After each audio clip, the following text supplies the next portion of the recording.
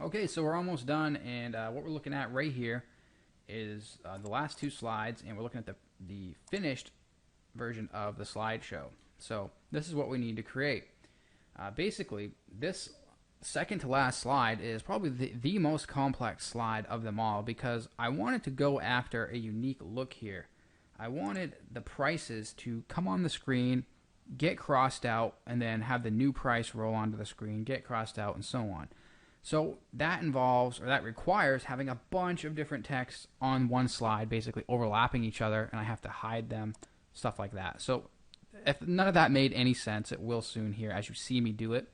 But let's go ahead and just play this slide just to see what the finished objective is here. Let's go ahead and press play.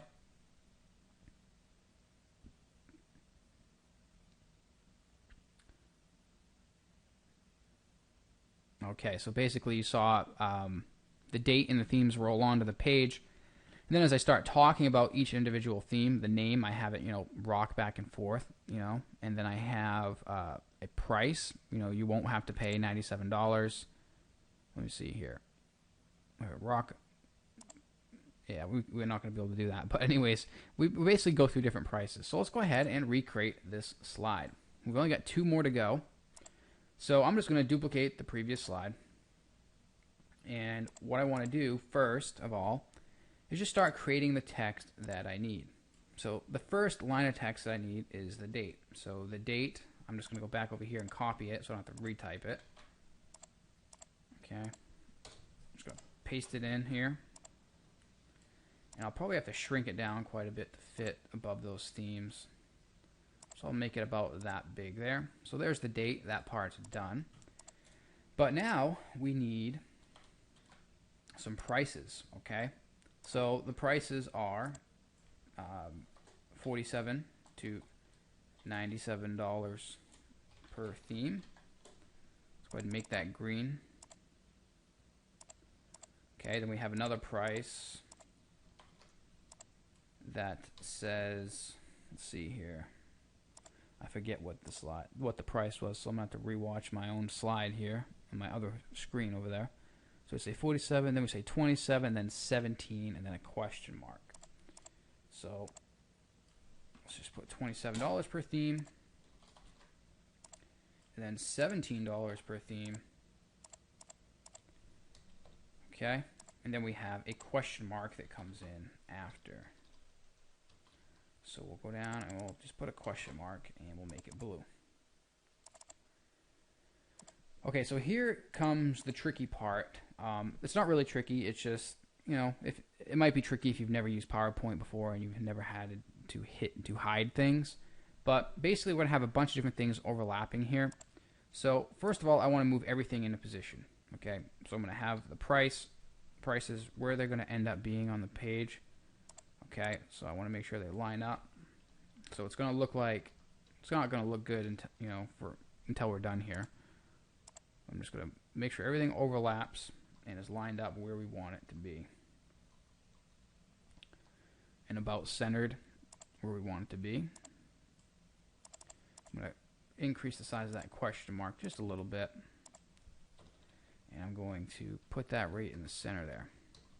So everything is on where it needs to be. So what we need to do now is actually open up the selection pane in PowerPoint because we're going to be hiding layers here or hiding objects. So we're going to select one of the objects there and we're going to go over to select. We're going to hit select here and then go to selection pane. So you can see everything here has its own layer, if you will. Okay. So what we're going to do is we're going to go through each one and name it in the selection pane. So we've got the selection pane open here. And to do that, all I did is I just selected an item under select over here. I just clicked it and I went to selection pane and it opened the selection pane over here. So text box 2 is actually our launch date. So we're going to rename that to launch date. Okay. So I know that's the launch date. So I'm going to hide it. Okay. Text box 4 is actually the question mark, so I'm going to just rename it to question mark. And apparently we can't do that, so we'll just type question. Okay. We're going to hide that. Text box 5. For some reason that didn't hide. Why is that not hiding? Okay, so it looks like we renamed the wrong thing. So 47 to 97 is actually what we have there. So we'll just type 47 to 97. And we're going to hide that. The next object we have is the $27 per theme text. So we're going to rename text box 5 to 27. And we're going to hide that. Text box 6 is $17 per theme. So we're going to rename that to 17. We're going to hide it. Then the last one is the question mark. So we're just going to rename it to question. So now we can hide everything as we need to make it a little bit easier to work with things. So let's start with the launch date because that's the first thing that appears. We have the launch date come on, and then we have it roll off the screen, okay? Then we have the $47 to $97 per theme come on the screen, and then we cross it out. So let's go ahead and add that cross out or that red line. So we're going to go to Insert. Let's see here, Insert Shape, and we want to find a line. Okay, I believe this is the one I use. It's right under Basic Shapes. And I'm just going to cross out our text here. And for some reason that's not coming out as how I want it. We're just going to click on it and we'll go to Format. And we'll select the formatting to make it red. And we're just going to click and drag until we get it to about the size we want. That's about right there. Okay, so we're going to make this $47 to $97 line. We'll name it that. We'll actually end up just copying this line a couple times so we don't have to recreate it. Okay, so we've got one for 27 and one for 17. Alright, so let's continue on here. We're going to turn off 47 to 97 and we're going to turn off the line that goes with it. We're going to turn on the $27 price point. We're going to select the 27 line, bring it into place, resize it like so. And it can be a little tricky to select things here once in a while, but just going to resize it so it matches it a little bit better. There we go. Okay, so now we've got $27 out of the way.